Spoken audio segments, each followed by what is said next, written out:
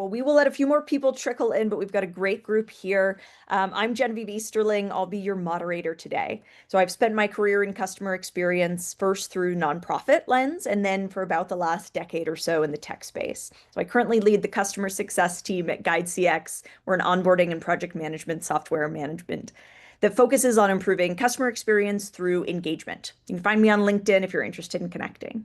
A couple of housekeeping items. We had a ton of registrations. So this tells me everybody is interested in learning more about hard conversations. I think it's something we can all relate to. We've probably been on both sides of needing to drive those hard conversations and candidly also of receiving some of that hard feedback as well. Today, we're going to have Heather, who will lead our discussion. She's going to introduce some trips and tricks to better overcome these, to align, and to make sure that you can have these cohesive conversations to strengthen personal relationships, work relationships. And because we expect this to be a lively conversation, I'll help moderate. So as you have questions, please utilize the chat to ask those. I'll do my best to make sure they all get answered. Heather also has some questions that she's going to ask out for the group, so you can utilize the chat to respond there as well. And for anyone that has joined, we will be sending out an email following up this webinar. We'll send you the full recording so you can actually go ahead and take the best practices and put them into place in your own lives. All right, with that, I'm thrilled to introduce you to our host, Heather Caudill. Heather joins us with immense experience across a variety of different customer-facing roles and advisory positions. She's currently serving as the SVP of Operations at Procurement Partners. And it's actually pretty fun. So Heather and I got to know each other through a bit of a hard conversation. So Procurement Partners is a partner of Guide CX. We had some turnover in key contacts there when Heather joined, and we were struggling to get a hold of somebody. I am a paranoid CS leader, and so anytime I can't get a hold of somebody, I smell retention risk. And so I was hounding Heather, trying to get time on her calendar. Meanwhile, she's new to her role. She's trying to do her own things. Anyway, I was able to set time and just say, hey, I'm worried about our renewal. And that sparked Heather to say, hey, let's get on a call and discuss. Turns out Heather was a big Guide CX fan, but that ability for us to sort of say the things that were challenging led to us ultimately being able to connect and has been really great to forge this friendship here. So I have personal experience with hard conversations and am thrilled to introduce our host. Heather, I'll let you take it from here. Awesome. I am so excited to be here because helping people have hard conversations is something I am super passionate about. I think not only when we're leading projects or we're at work across the world and in our personal relationships, the need for hard conversations is so important and we often shy away from them. So I'm just excited to dive right in. I'm going to share my screen so everyone can see the deck. Let's see, Genevieve, if you will let me know. Loading. We got it. See it? Perfect. Okay, I want to jump right in with my first question to everybody. And that is, where do you struggle the most? And I would love to see this in the chat, either a 1, 2, or 3. And there's many more examples, as I'm sure you guys are aware, but is it with delivering bad news to your customer? Do you get that like sick feeling in your stomach and you just don't want to address it? Is it going back to your sales team and saying like, what the heck with this deal? I not that I'm speaking from experience, of course, having led many projects over my career, but sometimes that's super uncomfortable, especially when there's a lot of pressure on sales and they are just being told to close the deal, but you need to discuss some of the things going on with the project and the deal they closed, or is it really around holding your peers accountable? So I'd love to hear from you guys where you are struggling the most. It sounds like we've got some good sales team out here. Right now, we've got lots of votes for number 1 and lots of votes for number 3. Okay, we got 1 vote for number 2. We love them. I'm very fortunate with my sales team today. They're amazing. So that's not an issue, but definitely earlier when I was leading a bunch of projects, and I've been in tech my whole career. So definitely had that. But here's what shouldn't be surprising to everyone. More than 80% of workers are running in fear from at least one scary conversation at work.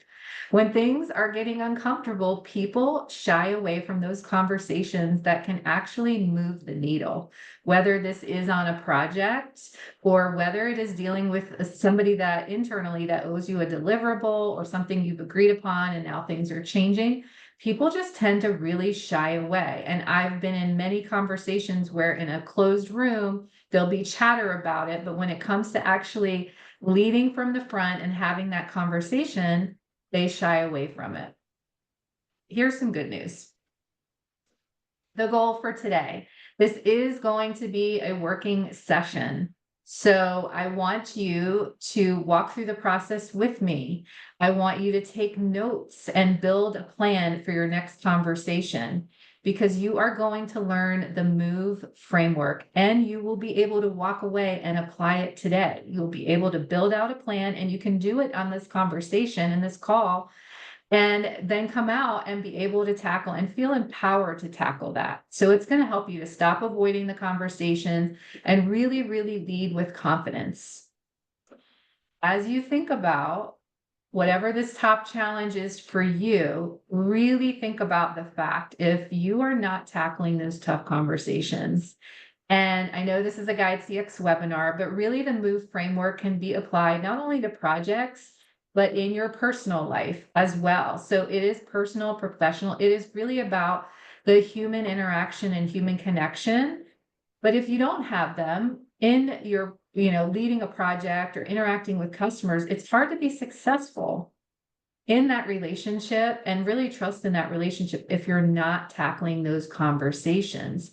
So really be thinking about that as we move through this and be thinking about that one conversation, when you were in the shower this morning, you were thinking about it, it's been on your mind, it keeps playing over and over. So there's a few mistakes that I've seen that have come up in the hundreds of projects that I've personally led. And then as I got into leadership and have spent a lot of time coaching and mentoring my team, I find that there's these top 4 common mistakes. And you might be falling into one of these buckets. So feel free to chime in the chat if one of these really resonates with you that you want to work on. And it might be that you're afraid to speak up. So you avoid addressing the issue directly and you really you have your fingers crossed behind your back that it's going to resolve itself. So you just don't speak up. You don't want to rock the boat. The next one is you're making assumptions.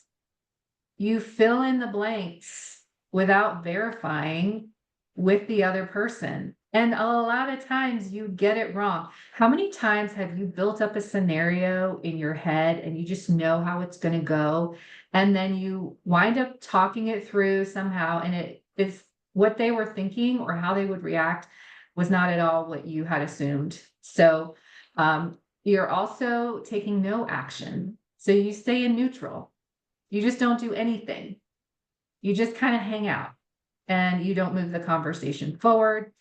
And then this one, just to be completely transparent, every single role that I have had has been customer facing. When I got out of college, I was a flight attendant for 5 years. It's always been that I got into tech and I've stayed there for the last 25, 30 years. So I have that people pleasing nature in me, and I have spent a lot of time working through that so that it's not to my detriment. So this one for me, if I was chiming in the chat, you're focused on being liked, not clear.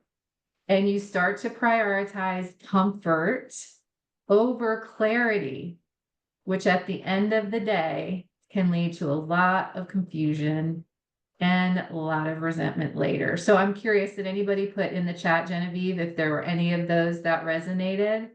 Oh, we definitely have making assumptions. I think we need to make some noise in this chat here. I feel like, Heather, you are speaking directly to me with all of these. I think as a CS leader, the one that I try to coach to the most is you're focused on being liked. Your customers, they don't want to be your friends. Maybe you have a friendship that develops because of it, and that's wonderful. And I love that. And there's so many examples I could share. but that's not why they're here. They're here to make sure that the product, the service, whatever exchange is delivering, and that's the end goal. Being liked is just a happy accident. Right? Yeah. I feel called out. That's right, Lydia. Totally.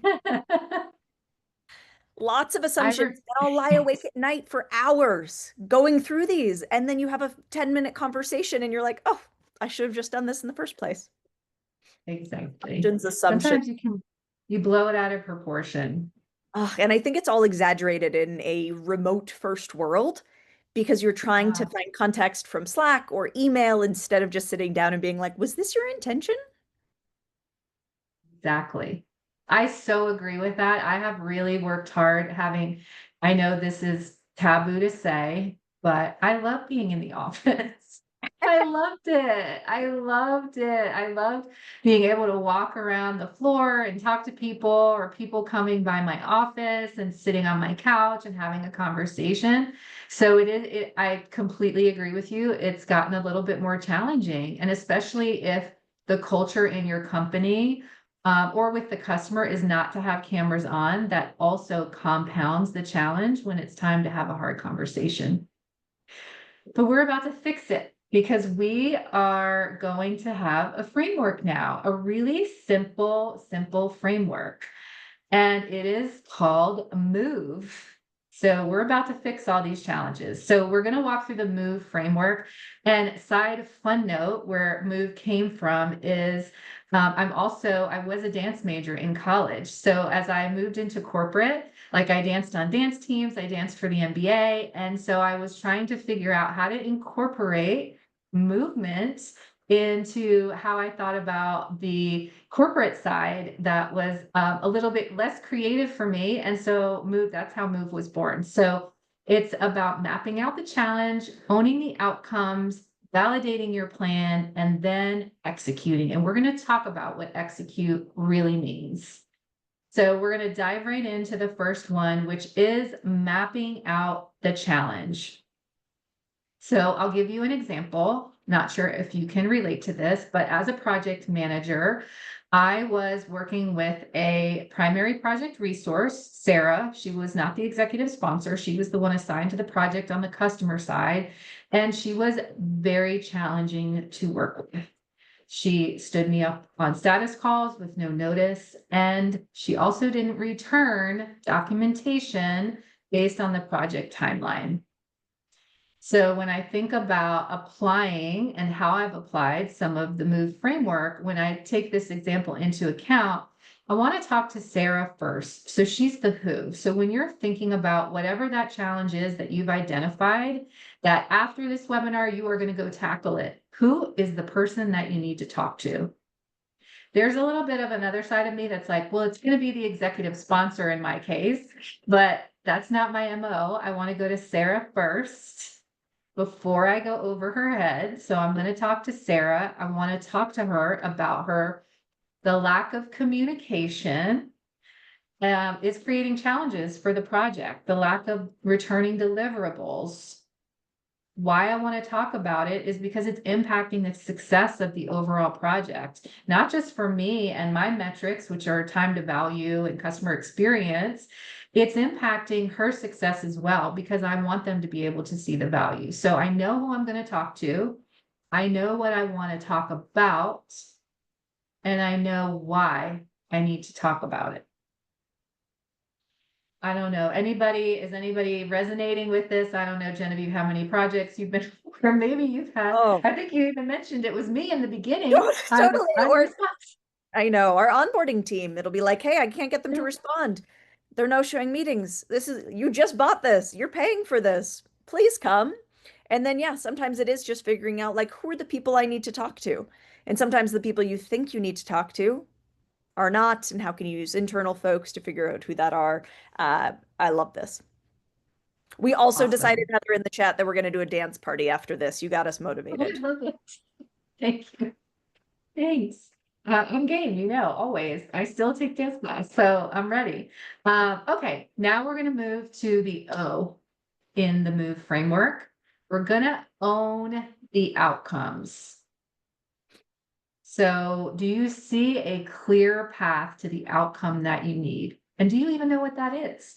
What is the desired outcome? Let's be really clear. When you write it down, I know it's one thing to have it in your head and play it out, but when you actually write it down, it is so helpful. It helps you to get clear and really be able to effectively drive the conversation that you want to have. So you want to also, you know what your desired outcome is, but you want to take into consideration all of the possible outcomes and reactions. In my case, Sarah was afraid, she was in AP, that this AP automation software was going to replace her. So maybe it wasn't all on the surface for her, but subconsciously, there were some things that start to emerge related to why she was, creating delays or being unresponsive. Plus, she was also drowning in all of her existing work. So she wasn't able to make the connection. So my desired outcome was to help her see the value in participating in the project. But I also needed to think about what were the other reactions that she might have and how I might combat some of those things that could come up. So thinking of those alternative outcomes and options, but then this one I think is often overlooked, which is what are the emotions that are coming up for you when you think about the problem or potential outcomes? So if I was being honest with myself in the situation with Sarah, she's not joining my status calls and she's not giving me any notice. She is not valuing my time. And I was really annoyed that she wasn't valuing my time and she was also impacting my metrics.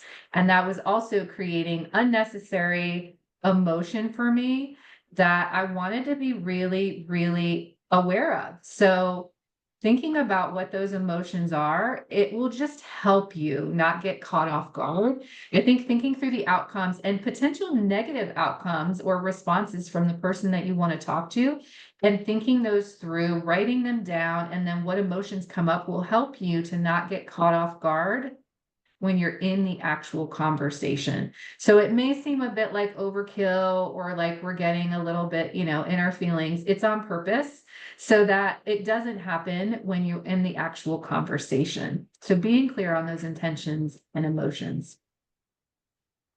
I think it's great. Um, Especially the intentions. Like it's just we are here for the same reason. I think from a personal lens, helping people understand that you want them to be successful, you care about them, and this is why you're spending the time on the conversation. But the same is true for customer engagements. Like let my team know all the time. I'm like, hey, talk to your customers and tell them like, I'm gonna be hard on you. Together, we're gonna have like I think the best partnerships is one where we have a little bit of friction on both sides and you can tell me where I need to step up and I can come back and say, hey, this is really what I need you to own if this is going to be a successful partnership. Love that. I think it absolutely, the transparency is so important and being really aligned on what those outcomes are. Yeah. And the desired outcome. Like I have a great quote of if you don't know where you want to be, any path will do. And so frequently we try to have a conversation, but we don't even know what the outcome is supposed to be. And it leads us to have wasted time, unresolved issues, or miscommunication between two people.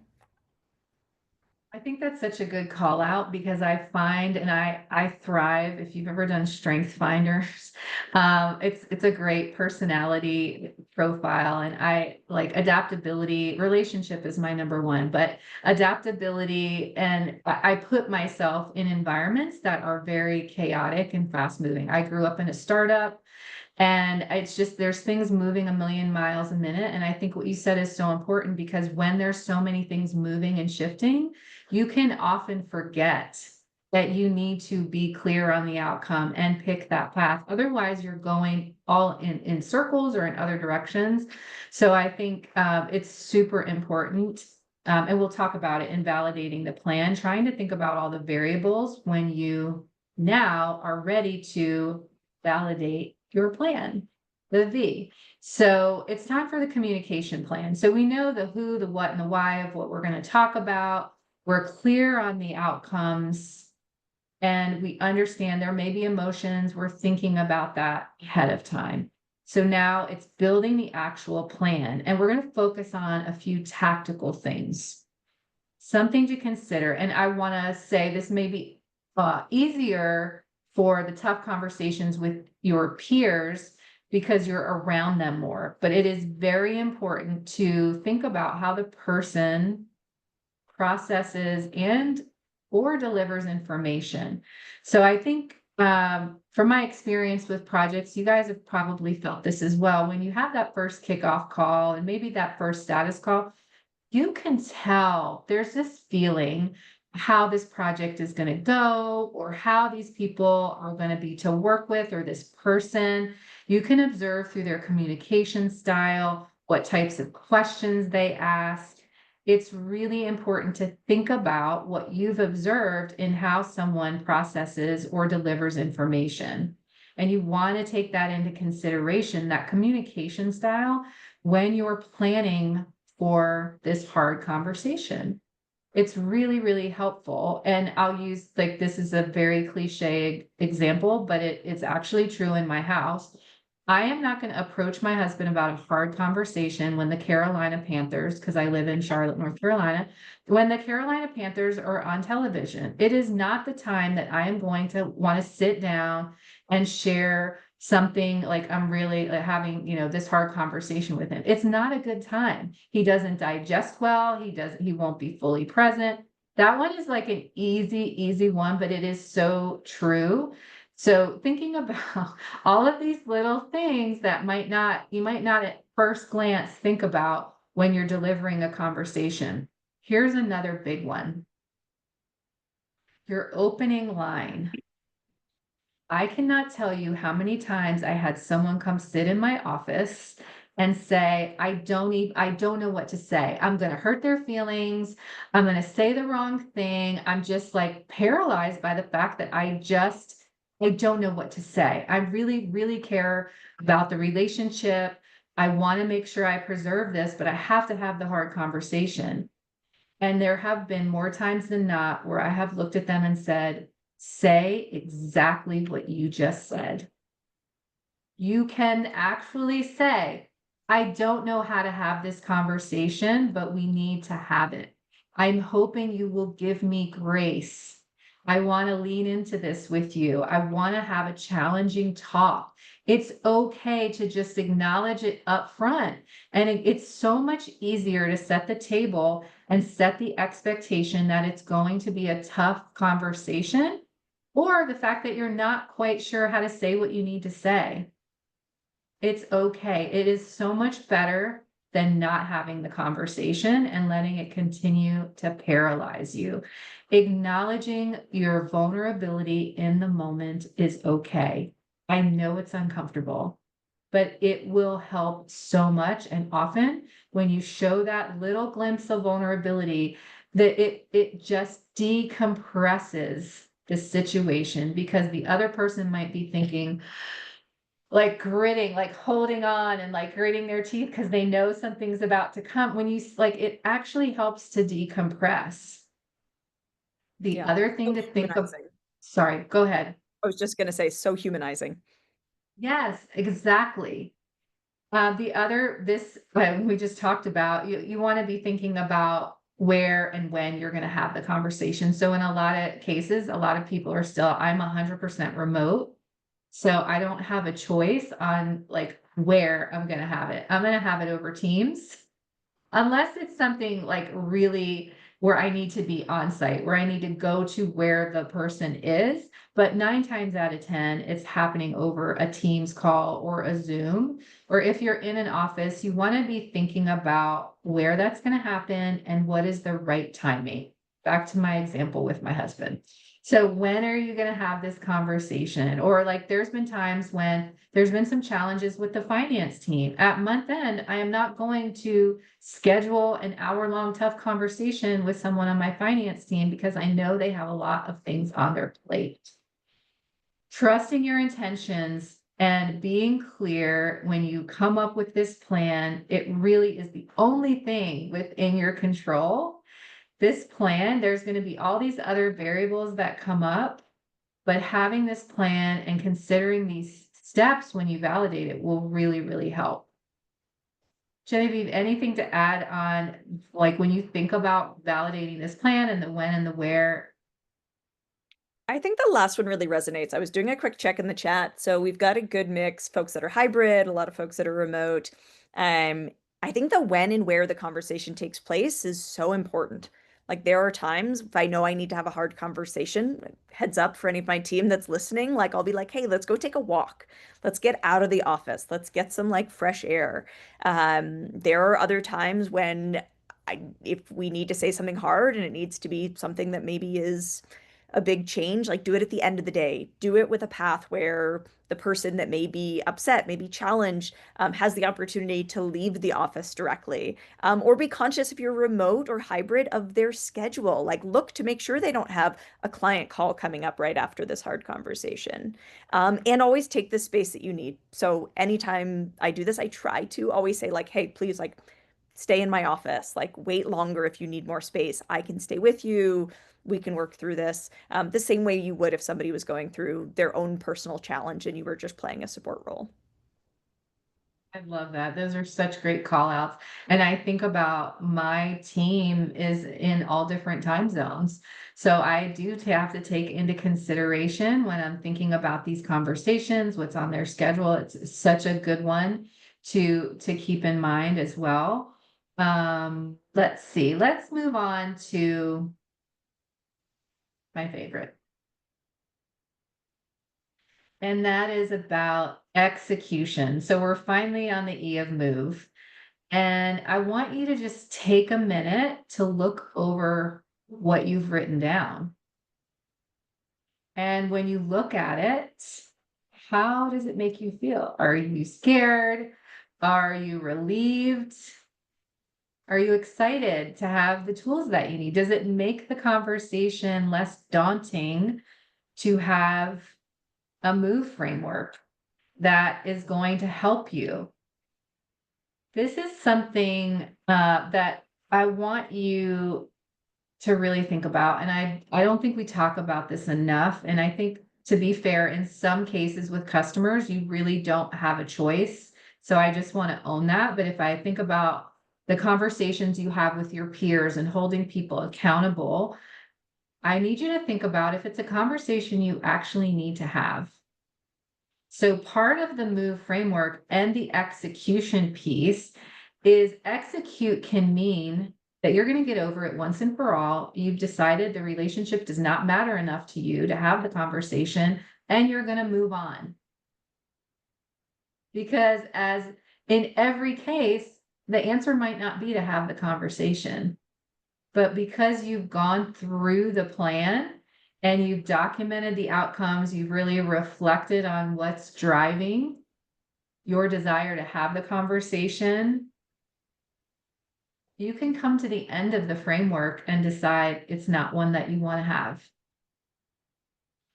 That one is just really, I think it's when I've had, and I've, had this conversation with quite a few people, it's sometimes hard to accept.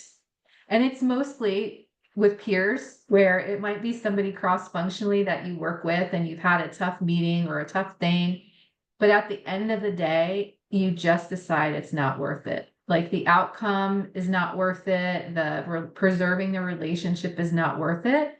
But with that also comes the commitment that you're going to stop complaining about it.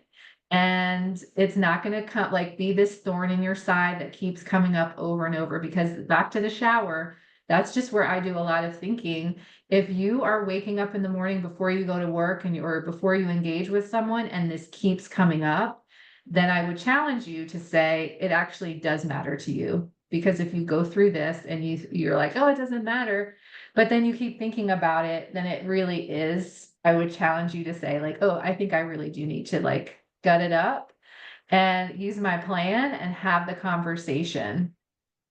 You also want to make sure it feels true to who you are. Is this your voice? Is this something you think you should say, or is this really something that's going to be productive? It represents what you need to do to move your project forward or move. A lot of the conversations I have are with small teams like that get stuck because they're not having the conversations or they're not calling out. How many times have you sat in a meeting where you thought a decision was made and then 2 weeks later or a month later, you're in another meeting and it's as if the decision was never made and no one is saying anything. They're just looking at each other. Or maybe you have a friend in the room and you might get a text or a ping that's like, really? Are we having this cover? I'm not speaking from experience, of course, but if you've ever been, I'm I like see your face. 100% speaking from experience. Yes.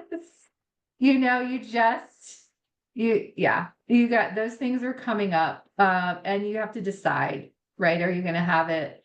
And then I want you, when you're getting ready to have this conversation, then I'm gonna stop talking and I'd love to hear from you, is I want you to speak the words out loud in practice. So as somebody that does a lot of presentations, I always practice out loud. I practice in the car. I use voice memo. That is a great tool. If you are in the car driving and you want to just hear how it sounds, turn the voice memo on your phone and pretend that you're talking to the person, pretend that you're talking to the customer about.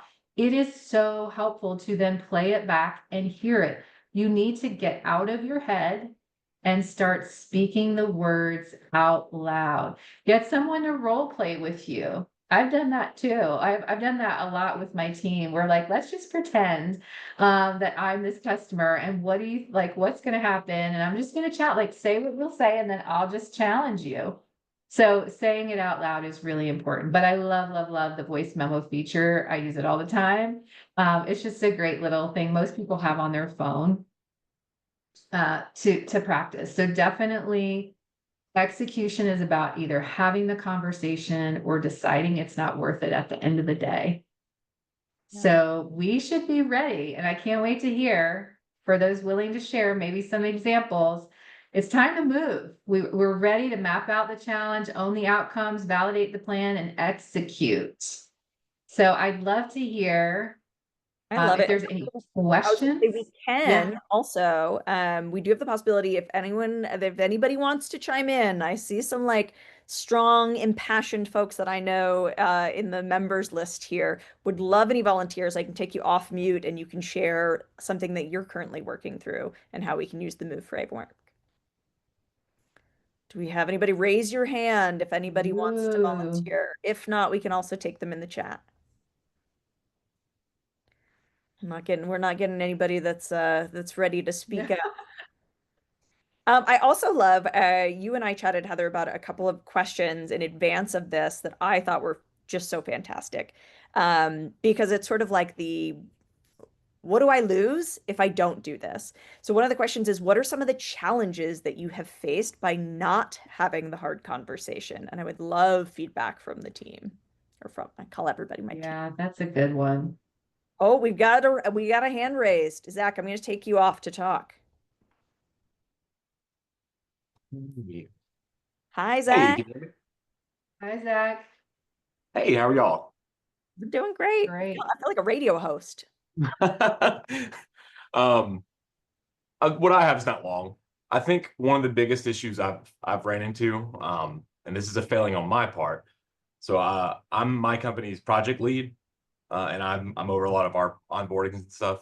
The biggest issue I've had is in adopting this position, I've had a really hard time handing out work because I'm just going to be blunt. In a lot of cases, I know how I want it done, and I know that I'll do it right.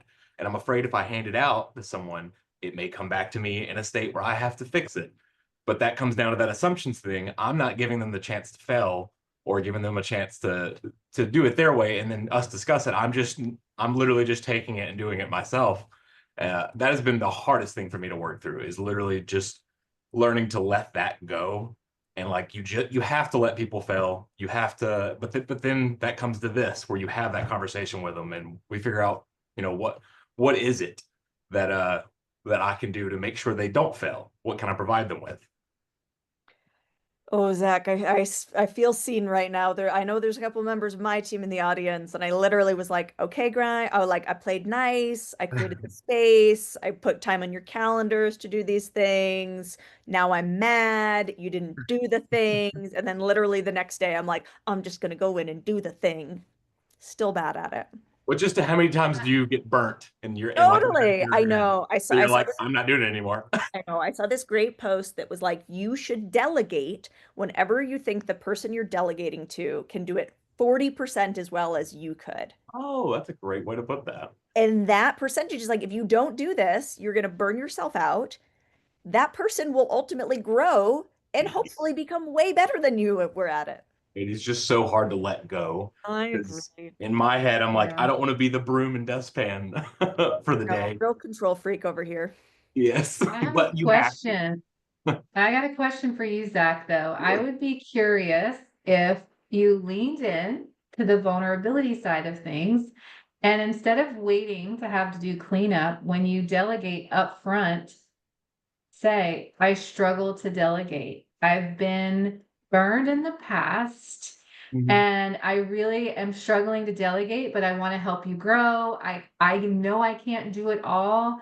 And I would love for us to just stay connected and have an open dialogue while you're taking on this new task. Like if you put it at the front, it doesn't mean you won't ultimately have to have a hard conversation, but if you lead with that and someone is also aware that you need, maybe it's over communication because you're uneasy about how they're going to do it. Mhm. But I don't know. I think that might help you and help them at the same time if you could lead with that. I definitely think it would be worth trying more than anything. I mean, obviously, I can't help how they'll respond to anything, but again, if I don't Right. try, I'll never know, and they can't grow if I'm not giving them anything. So, yeah, I love 100%. that. All I right. Does love it. anybody else fearless enough to speak up? I love kind of how you addressed this at the end of Zach's question there, but are there any other go-to phrases that people use to start a hard conversation with a peer, with a customer?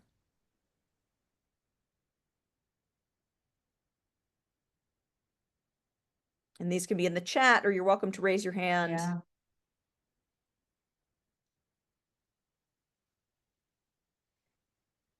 I'm probably like overly blunt. I'm always like giving my team, I'm like, well, just say this thing and call it out directly. And then they CC me on the email and it's like a toned down version. I feel like voice memo is great. I also feel like using AI to rewrite is a great way to say, Love that. like, do I need to tone it down or maybe I need to like pick it up a notch? I love that, Lydia, in the chat. Yeah. I haven't really thought about that. I typically just lead with, you know what, I just want to be very upfront. This is going to be a hard conversation. Like I and I just simplify right from the beginning. Or if it's like something really uncomfortable. And I did at very early in my career have to talk to someone about their clothing where I had gotten feedback about like they were dressing a little provocatively, and I had had several managers come to me and it was the worst. I mean, that was probably like 15, 20 years ago. I felt so bad. I didn't like want to have to bring it up. And I definitely struggled. And I think at that point I led with, I'm not quite sure how to have this conversation, but I want to continue to help you grow and I want you to understand perception. And like, it was just tough. And I remember like, I don't even know how to have this conversation, Yeah. but I it think what worked. I use a lot is, hey, I think well, I kind of said it here. I think the best partnerships have like a little bit of friction.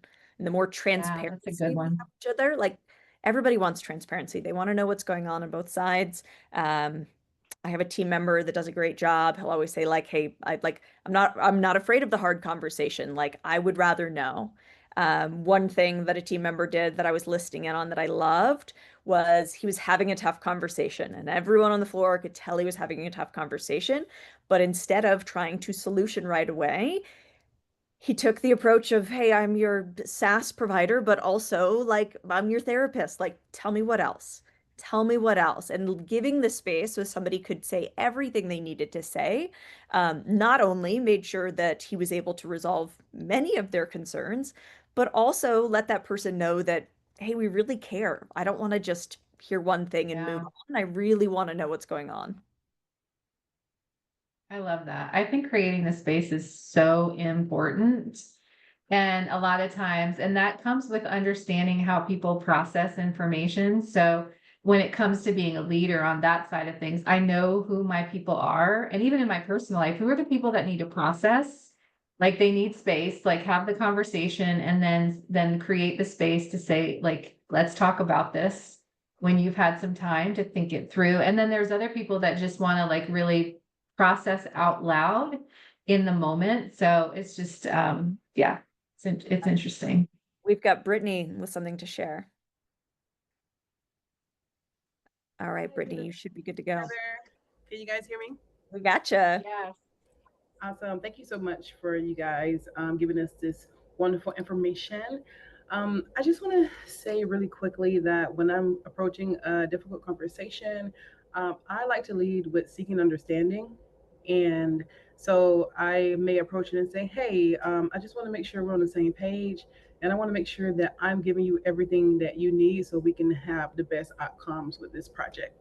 And I want to make sure that we're on the same page. You have what you need, and I'm getting what we need to help our teams, and so we're going to be successful at the end because most people want to be successful, right? And most people want to be understood. So I just start with seeking to understand. I love it. A great one. Absolutely. And then we had Lisa also share in the chat. Tell your team to pick up the phone. I've got bad news. And it's typically better received when somebody can hear you, they can feel the empathy that you're exuding. I feel the same way about camera on. Like, I always want to be camera on when I have to have those hard conversations so people know that, like, I genuinely care. That's also why I like user group meetings in person. Just because we're fully remote, I love when we have the opportunity to be in person with people and connect that way, because I do think that helps also later if you do have to have those conversations when you've been able to connect in person, or like just that face-to-face connection always helps as well.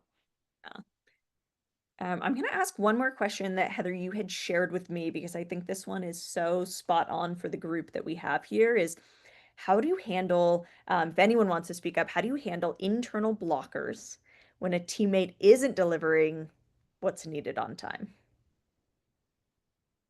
I fall into this. I'm like, they've got so much on their plate, but everybody has so much on their plate. What are the things that we can do to help have those conversations? Does anyone from the audience have something to chime in on that?